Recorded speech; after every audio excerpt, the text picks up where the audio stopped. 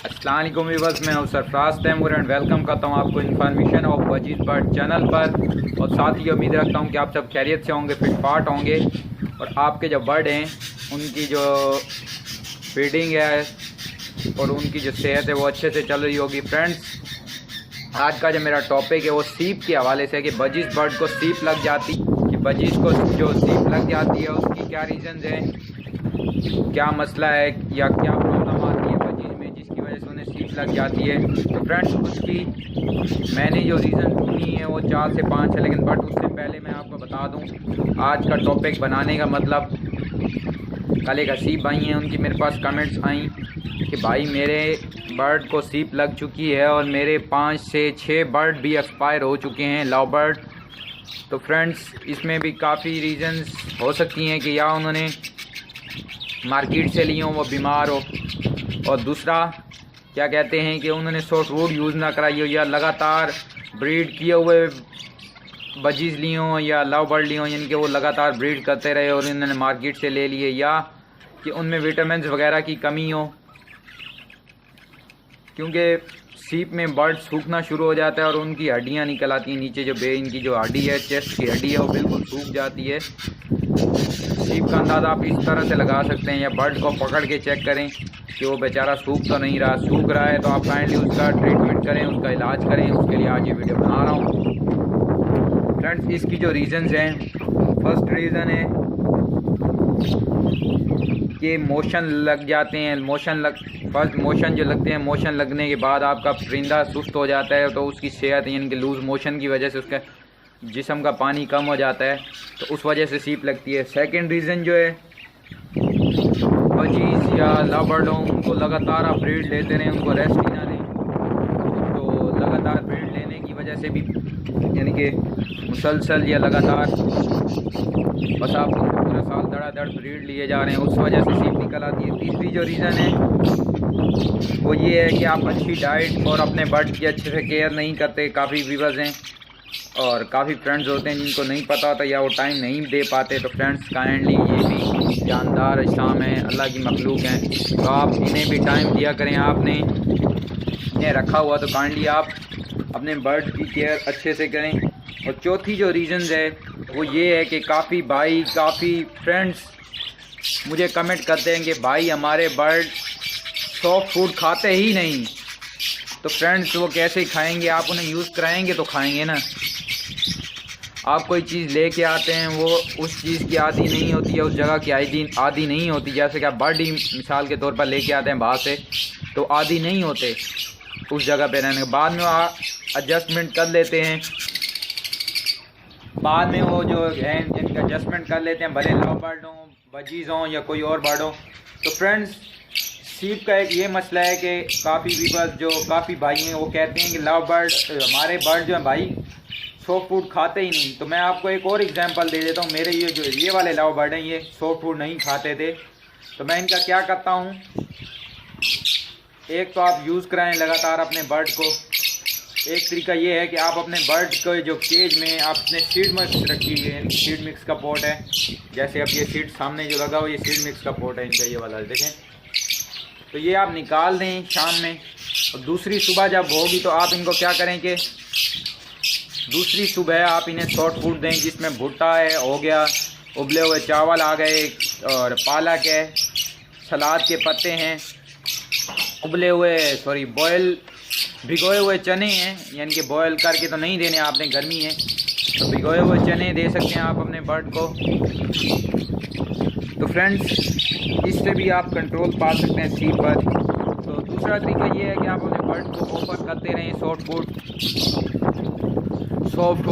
First time offer करें वो नहीं खाएंगे, सेकंड टाइम खा लेंगे, नहीं तो इंशाल्लाह अल्लाह ने चाहा और अल्लाह के करम से वो थर्ड टाइम तो वो खा ही लेंगे। मेरे एक्सपीरियंस जो है, मैं यही आपको सजेस्ट करूँगा, वो थर्ड टाइम खा लेंगे। नहीं तो जो पहला तरीका बताया है कि आप उसका सीड का पॉट निकाल दें, सीड मिक्स का, तो दूसरी एक सुबह आप ये सॉफ्ट फूड दें, जब वो सॉफ्ट फूड खा लें तो उसके बाद आप उन्हें सीड मिक्स दे दें। तो ये तरीका है।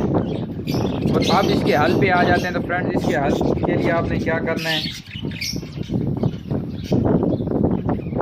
तो حل کے لیے اس کے آپ بہت آسان سی چیزیں ہیں، بڑی ایزی چیزیں ہیں، اور آپ اپنے برڈ کو سیپ سے ہیلدی کر سکتے ہیں۔ تو فرینڈز وہ یہ ہے کہ آپ اپنے برڈ کو سافٹ فوڈ میں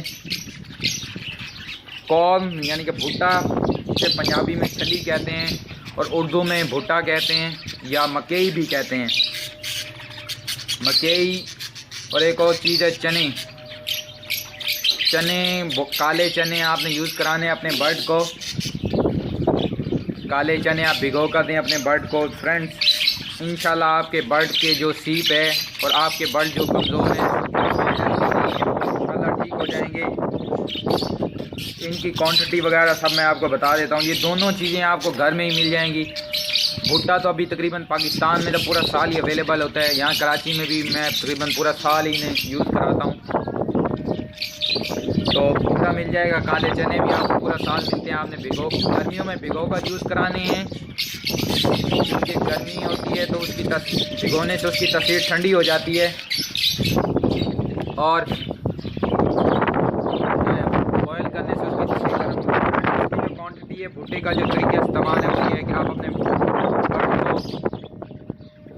ایک پیئر کو، یعنی کہ میں بتاتا ہوں آپ کو کتنا بھٹا دینا ہے، وہ دیں انشاءاللہ۔ آپ کے برڈ جو ہیں وہ آپ ہفتے میں اگر سیپ لگی ہوئی تو آپ اپنے برڈ کو جو کارن ہے وہ ہفتے میں 3 سے 4 بار یوز کرا سکتے ہیں انشاءاللہ، اس سے آپ کے برڈ کو فائدہ ہوگا۔